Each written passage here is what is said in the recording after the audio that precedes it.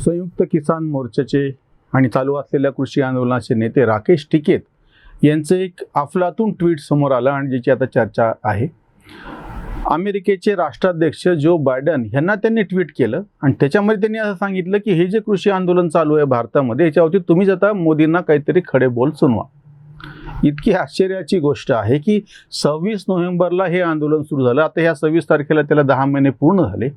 सातत्यानं अगदी पहिल्या दिवसापासून सातत्यानं सगळ्यांनी विचारलं होतं की तुम्हाला ह्याच्यामध्ये नेमक्या अडचणी काय आहे. ते काहीच न सांगता ज्याच्यावरती आपण कितीतरी व्हिडिओ झाले, नेहमी ती चर्चा झाली.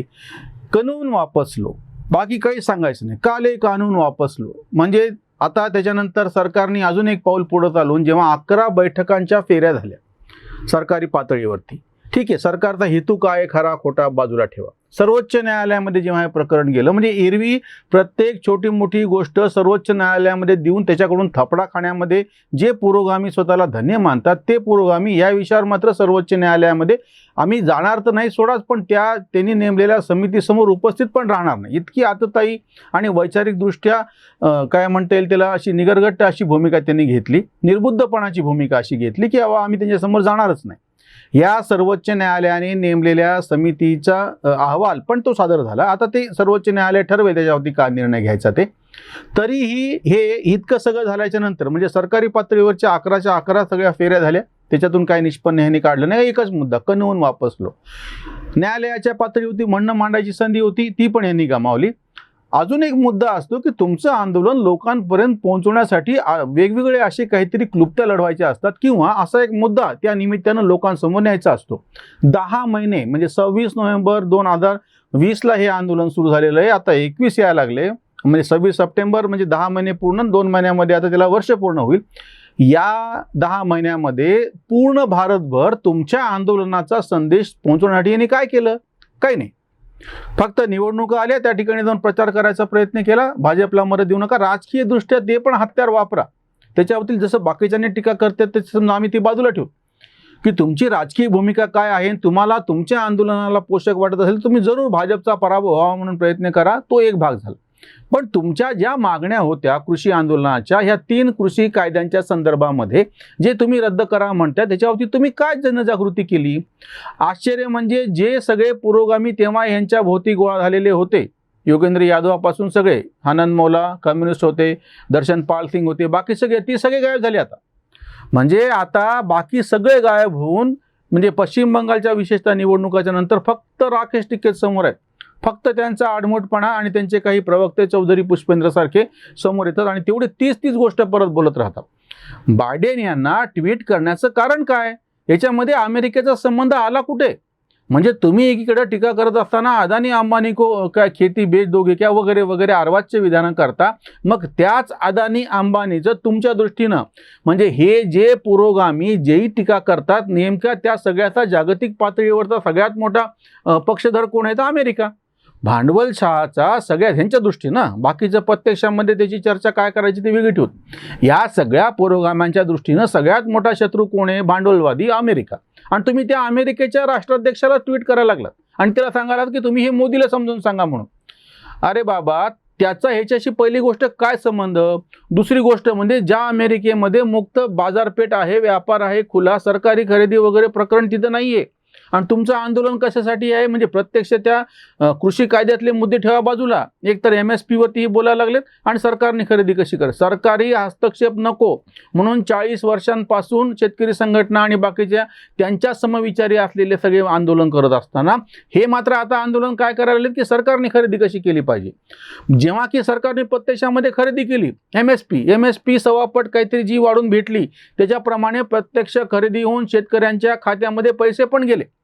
ह्या आंदोलनाचं नेमकं औचित्य शिल्लकच काय राहिलेलं हे यांना अजूनही सांगता येत नाहीये. आणि हे कोणासाठी ट्विट करायला आलेत तर जो बायडनसाठी. आणि नेमकं केव्हा ट्विट करायला आलेत की जेव्हा मोदी त्या अमेरिकेमध्ये परिषदेसाठी गेलेले आहे, जागतिक पातळीवरची काही एक चर्चा चालू आहे आणि त्याच्यामध्ये तुम्ही अतिशय निसंदर्भ असा इररिलेव्हंट पूर्णपणे ठरून गेलेला असा मुद्दा उपस्थित करताय. सर्वोच्च तुमची समजा कशावरती विश्वास आहे? घटनेवरती विश्वास आहे. मग त्या घटनेच्या त्यांनी तयार केलेल्या संसदेमध्येच मंजूर झालेले हे कायदे आहेत ना. तुम्हाला जो आक्षेप होता तो तुम्ही वैचारिक पातळी नोंदवू शकत होता. सर्वोच्च न्यायालयाने ह्या कायद्यांना रोखलेलं आहे, म्हणजे अजून त्यांचं प्रत्यक्ष इम्प्लिमेंट करण्यापासून स्थगिती दिलेली आहे. म्हणजे तरी तुमचं तेच चालू आहे. इतके उपर हे जे मुद्दा उपस्थित करत 700 लोक मेले त्या काळामध्ये वृद्धावस्थे किंवा बाकीच्या कुठल्याने आंदोलन शेतकऱ्यांच्या मध्ये किंवा आंदोलन करणं, आम्ही तर ते शेतकरी म्हणत नाहीत, हे जे सगळे मधले आडते आणि दलाल त्यांनी बिचवली, त्यांनी आपले माणसं बसवलेत. कारण की त्याचा सरळ साधा पुरावा आहे की याच्यापेक्षा पूर्वी जेवढं उत्पादन व्हायचं त्याच्यापेक्षा जास्त उत्पादन झाले. म्हणजे जे शेतकरी होते त्यांनी शेती केलेली आहे, सरकारने खरेदी केली ती पण रेकॉर्ड आहे, आणि प्रत्यक्ष शेतकऱ्याच्या खात्यामध्ये जी रक्कम जमा झाली ती पण पूर्वीपेक्षा जास्त आहे. हे सगळे सरकारी पातळीवरचे आकडे किंवा नीती आयोगाकडे जे प्रत्यक्ष कृषी उत्पादनाचे आकडे ते सगळं सांगतात की या काळामध्ये जेव्हा आंदोलन चालू होतं नोव्हेंबरपासून, की तेव्हा रब्बीची जी खरेदी झाली होती नोव्हेंबरमध्ये, त्याच्यानंतर खरीपाचा हंगाम आला, खरीपाची खरेदी झाली, आणि आता परत रब्बीची खरेदी व्हायची वेळ आलेली आहे की नोव्हेंबरमध्ये ती होईल. म्हणजे एवढे शेतीचे 3 प्रमुख सीझन, एक रब्बी, दुसरी खरीप आणि तिसरं परत रब्बी, हे झालेल्या काळामध्ये कुठेही देशभरातल्या शेती उत्पादनामध्ये घट आलेली नाही. याचा सरळ साधा अर्थ असा निघतो की जे शेतकरी होते त्या सगळ्या शेतकऱ्यांनी आपली शेती जी ते यापूर्वीपासून करत होते तीच नीटपणे केलेली आहे. आंदोलनाचा परिणाम प्रत्यक्ष शेतीवरती झाल्याचा काहीही पुरावा नाही. त्याच्यानंतर पैसे शेतकऱ्यांच्या खात्यामध्ये जमा झालेले आहेत आणि जो भेटलेला भाव आहे तो वाढीव आहे, आणि जी MSP प्रमाणे खरेदी गव्हाची विशेषतः सरकार करतं ती पूर्वीपेक्षा जास्त केलेली आहे. म्हणजे ह्यांचे सगळे मुद्दे प्रत्यक्ष आकडेवारीनं खारिज करून टाकलेले आहेत, निसंदर्भ होऊन गेलेले आहेत. आणि लोकांपर्यंत संदेश पोहोचवायचा जो मुद्दा मी तुम्हाला आधी सांगितला होता की अजूनही जो प्रत्यक्ष शेतकरी नाही, जो या आंदोलनाशी संबंध नाही, असा कुठलाही माणूस आजही इतके दिवस झाल्याच्या नंतर सुद्धा हे आंदोलन कशा पद्धतीने योग्य आहे ते सांगू शकत नाहीये. हा प्रत्यक्ष त्या आंदोलनकर्त्यांचा पराभव आहे, कारण की त्यांनी तो संदेश पोहोचवला नाही. 10 महिन्यामध्ये तुम्हाला ही संधी होती, लोकशाहीने दिलेली संधी होती की तुम्ही जेव्हा आंदोलन करताय त्याला समांतररित्या तुमचं जे काही म्हणणं आहे ते लोकांपर्यंत पोहोचवणं. या काळामध्ये ज्या निवडणुका झाल्या, बिहारची निवडणूक झाली आणि नंतरच्या 5 राज्यांमध्ये, एकूण 6 राज्यांमध्ये, त्याच्यातली 5 तर मोठी राज्य आहेत, याच्यामध्ये कुठेही तुमचा मुद्दा प्रभावी ठरला नाही. स्थानिक स्वराज्य संस्थांच्या निवडणुका ज्या ज्या राज्यांमध्ये झाल्या तिथं कुठेही शेतकरी आंदोलन हा मुद्दा प्रभावी ठरू शकलेला नाही. म्हणजे चालू कशासाठी आहे मग? आणि हे कमी पडलं कारण की हे ह्यांचं अपयश कशाहून दिसतं आहे. प्रत्यक्ष दिल्लीमध्ये तुम्ही बसले, त्याचा काही उपयोग झाला नाही. संसदेला घेराव घालतो म्हणले, त्याचा उपयोग झाला नाही. रेल्वे रोको करून पाहिलं, त्याच्यानंतर काय रस्ता रोको करून पाहिलं, देशभर आंदोलन करून पाहिलं, निवडणुकीमध्ये पश्चिम बंगालपर्यंत जाऊन प्रचार करून पाहिला. आता हे कमी पडते म्हणून की काय तुम्ही आता जाऊन अमेरिकेमध्ये त्या तिथल्या राष्ट्राध्यक्षाला जाऊन सांगतायत की नाही नाही तुम्ही लक्ष द्या, कारण की आमचे पंतप्रधान तिकडे आलेले आहेत म्हणून. ह्याला ज्याला भीषण बौद्धिक दारिद्र्य म्हणतात की तुमच्या आंदोलनामध्ये गेल्या 10 महिन्यात तुम्हाला एक पण साधा वैचारिक मुद्दा समोर आणता आलेला नाही. ज्या ज्या गोष्टी तुम्ही सांगत होते, ज्या ज्या गोष्टी मांडत होते, त्या गोष्टी पूर्णपणे निकालच खारीज निघालेल्या आहेत. MSPचा कायदा करा असं म्हणत असताना यांना हेच माहिती नाही की MSP प्रमाणे खरेदी जोपर्यंत प्रत्यक्ष सरकार करतं तोपर्यंत तुम्हाला त्याच्या बाबतीत काही बोलता येऊ शकतं. खाजगी जी खरेदी आहे त्याच्या बाबतीत असे कायदे करता येत नाहीत, करता येऊ शकत नाहीत. आणि सगळं उत्पादन जर सरकारने घ्यायचं म्हणलं तर सरकारच काय, जगातलं, भारतच नाही, जगातलं कुठलंही सरकार त्यांच्या शेतकऱ्याचं उत्पादन पूर्णपणे खरेदी करू शकत नाहीत. हे ज्यांना त्याच्यातले अर्थशास्त्राचं कळतं त्यांना नीट माहिती आहे. पण हा जो बिंडोकपणा चालू आहे आणि ह्या निमित्तानं जर समजा आपल्याला मोदी सरकारला किंवा या भाजपच्या सरकारला अपशकुन करता येत असेल तर करा. म्हणून त्याच्यामध्ये प्रत्यक्ष नुकसान कोणाचं आहे की त्याच्यातले त्या जे शेतकरी छोट्या मोठ्या संख्येनं का असेनात पण प्रत्यक्ष याच्यामध्ये अडकलेले होते त्यांचं सगळ्यात जास्त यांनी नुकसान केलेलं आहे. बाकीचे जे शेतकरी होते ज्यांनी त्या काळात शेती केली, उत्पादन केलं आणि विशेषतः गहू पिकवणाऱ्या शेतकऱ्यांनी सरकारला गहू विकून त्याच्या खात्यामध्ये पैसे येऊन ते मोकळे पण झाले आणि इकडे हे बसलेले ते विचार करत. अजून एक गंभीर मुद्दा असा येतो की समजा ही समस्या भारतातली असताना तुम्ही बाहेरच्या एखाद्या राष्ट्राध्यक्षाशी या संदर्भामध्ये ट्विट करता कसं काय?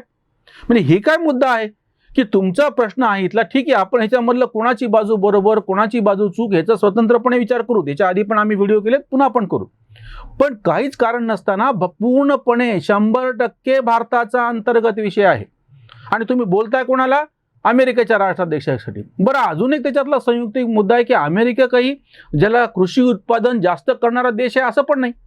किंवा गहू आणि तांदूळाचीच फक्त MSP प्रमाणे खरेदी केली जाते, की अमेरिकेमध्ये गहू आणि तांदळाचं काही मोठ्या प्रमाणामध्ये उत्पादन होते असं नाही. म्हणजे ह्याच्यामध्ये कुठल्याच पद्धतीनं संयुक्तिक असं काहीच निघत नाही. हा निव्वळ आणि निव्वळ शुद्ध मूर्खपणा आहे की तुम्ही ट्विट करताय अमेरिकेच्या राष्ट्राध्यक्षासाठी आणि वारंवार, म्हणजे ज्याला आपण जोकर म्हणतो ना, राजनारायण नावाचे असे एक व्यक्तिमत्व होतं की ज्यांनी आणीबाणीच्या काळामध्ये इंदिरा गांधींना पराभूत केलं. मग त्या भांडवलावरती ते म्हणजे ते निव्वळ राजकीय जोकर होऊन बसले होते. तसे राकेश टिकैत हे आंदोलनाचे जोकर होऊन बसलेले आहेत. त्या आंदोलनाच्या संदर्भात आणि त्यांनी केलेल्या ट्विटच्या बाबतीमधली ही उसंतवाणी. टिकैत करीतो बिडेनला ट्विट, नवे टूल किट जाणा जरा. बायडेन तुला घालतो साकडे, सांग बोल खडे मोदीसाठी. कनून वापसी अडकली गाडी, गवसेना नाडी किसानांची. बोल भांड खूप पुरोगामी दर्दी, शेतकरी गर्दी जमेची ना. सर्वोच्च कोर्टात आता आहे चेंडू, कोणाशी मी भांडू कळेची ना.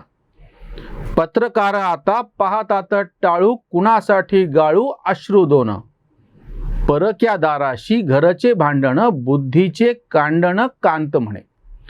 राकेश टिकैत आणि त्यांच्या भोवती गोळा झालेले जे कोणी तथाकथित शेतकरी नेते आहेत त्यांना आत्ता जो प्रश्न सोयाबीनचा उपस्थित झाला त्याची जरा पण जाणीव नाही. सोयाबीन पेंड आयात करण्याची शासनाने त्याच्यामध्ये आयात शुल्क कमी केलं आणि ती पेंड येते म्हणल्याच्या नंतर सोयाबीनचे भाव धाडकन कोसळले, यांची काहीच जाणीव नाही.